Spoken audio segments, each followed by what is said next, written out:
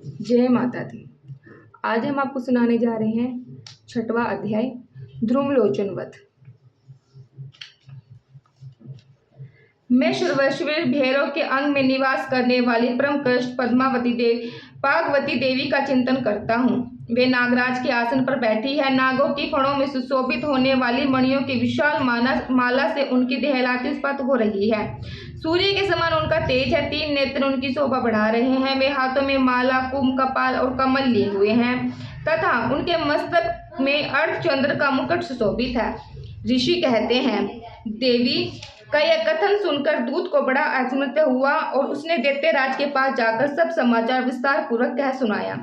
दूत के उस वचनों को सुनकर दैत्यराज कुपित हो उठे और दैत्य सेनापति ध्रुमलोचन बोला, ध्रुमलोचन, तुम शीघ्र ही अपनी सेना साथ लेकर जाओ और उस दुष्टा के केस पकड़कर घसीटते हुए उसे बलपूर्वक यहाँ ले आओ।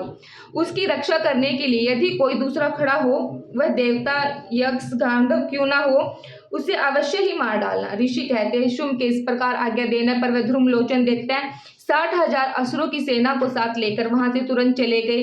वहां पहुंचकर उसने हिमालय पर रहने वाली देवी को देखकर ललकार कर कहा, अरे तू शुंभ निशुंभ के पास चल। यदि इस प्रकार प्रसन्नता पूर्वक मेरे स्वामी के पास नहीं चलेगी तो मैं बलपूर्वक तेरे बालों को पकड़कर घसीटता हुआ तुझे लेकर चलूंगा।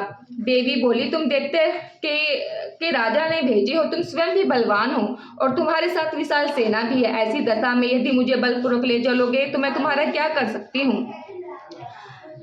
ऋषि कहते हैं, देवी के यूं कहने पर असुर ध्रुमलोचन उनकी ओर दौड़े। तब अंबिका ने हूं शब्द का उच्चारण मात्र से उसे भस्म कर दिया। फिर तो क्रोध में भरी हुई दैत्य की विशाल सेना और अंबिका ने एक दूसरे पर तीखे शक्ति तथा फर्शों की वर्षा आरंभ कर दी। इतने में ही देवी का वाहन सिंह क्रोध में भरकर भयंकर गर्जना करके गर्दन के बालों पर हिलाता हुआ असुरों की सेना पर कूद पड़ा। उसने कुछ दैत्यों को पंजों की मार से, कितनों को अपने जुबाड़े से और कितने को ही महादैत्यों को पटक कर ओट के दाड़ों से घायल करके मार डाला। उस सिंह ने अपने नखों से कितनों के पेट फाड़ डाले तो थप्पड़ मारकर कितनों के सिर धड़ से अलग कर दिए।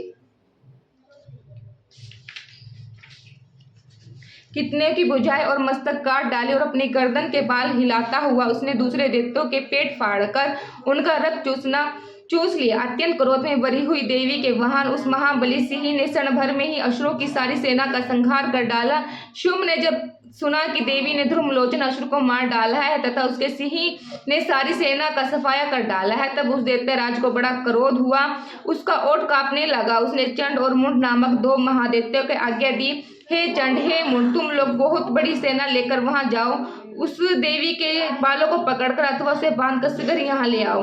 यदि इस प्रकार उसमें लाने में संदेह हो तो युद्ध में सब प्रकार के अस्त्र शस्त्र तथा समस्त असुरों की सेना का प्रयोग करके उसकी हत्या कर डालना। उस दुष्टा की हत्या होने पर तथा सिंह के मर जाने पर उस अंबिका को बांधकर साथ ले शीघ्र ही लौट आना। तो ये था आज का 6वां अध्याय और 7वां अध्याय हम आपको अगली वीडियो में सुनाएंगे। जय माता दी।